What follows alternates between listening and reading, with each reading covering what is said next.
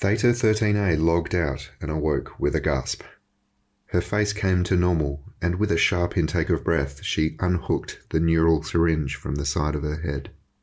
General Hestra knew that Theta 13A's body would be flooded with the pleasure chemical dopamine from the experience. Zetters got a dopamine rush from their zetting process. It is what made it attractive and addictive. Theta 13A's eyes were alive with a yellow, crackling fire, which faded as quickly as it had appeared. "System clear for now," she said in a raspy voice, exhausted from her exertions. "Good," said Hestra. "What was the system integrity?" 76%, said Theta 13A, rising to her feet uneasily. "Tolerable, but worse than last month," said Hestra.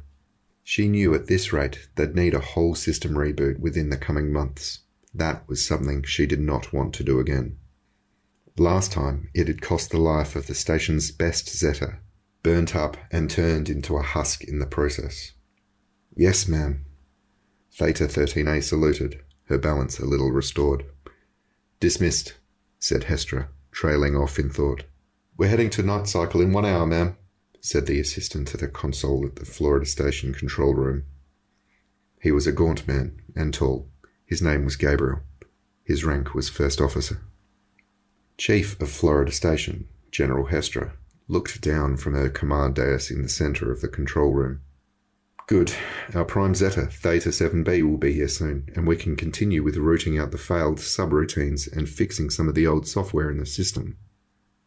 Although she was the most important person on Florida Station, and a high-ranking official in the Solar Solutions Corporation, General Hestra spoke with the harsh accent of the border colonies. Over the top of that was a forced and layered attempt to bring her accent into line with the ruling commanders of more affluent stations. She was only in her mid-40s, so there was plenty of time for advancement. General Hestra mused inwardly to herself. She knew she was ambitious, yet never quite pleased with where she had gotten in life. She was always dreaming of better. Hestra did not think of herself as malicious. Perhaps that was a failing. But she did want power, and had done everything she could to get it. "How's our position?" General Hestra demanded. 124,000, snapped an attendant in the recesses of the command module. "Prepare for orbital burn to bring us back to 150. Once we've reached optimal velocity, cut engines and let us drift for a bit," responded the general. The ancient Florida Station was on a permanently decaying orbit around Jupiter, and Jupiter's massive nature was always pulling the station in. Every few months they had to make an emergency engine burn to bring them back up to 150,000 kilometers from the surface. It would take them a week to make it to optimal orbit, and then the decay would start all over again. One day the decay would be so fast and so dramatic that the whole station would fall apart and be sucked into the depths of Jupiter's gassy surface. Or it would break up on an attempted burn, and the same thing would happen. One day, but not today, thought Hestra, as she gave the signal, and the station's ancient engines roared to life, and the whole construction of modules and solar panels changed course, and began to climb back into the empty blackness of space, out of the deathly clutches of their parent planet. "Stop!" ordered Hestra, as she raised a hand exactly 3 minutes after the burn began.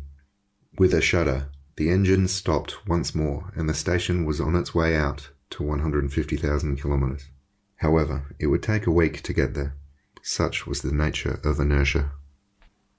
Hestra watched the rolling mass of orange, white, and red clouds that was the planet Jupiter pass in front of the window, and she never failed to marvel at the majesty of it. Sure, some other station commanders had more modern stations, or better perks from the company. But only the commander of Saturn's station had a better view. Once, maybe Earth's moon or the Earth ring space stations around Earth had a better view, but, due to global warming, the war, and the population explosion, all the commanders of the Earth stations had to look at was a toxic wasteland. There were rumors that once the Earth looked like a blue-green jewel streaked with white. Hestra had seen a photo in one of the old textbooks, but from what she knew,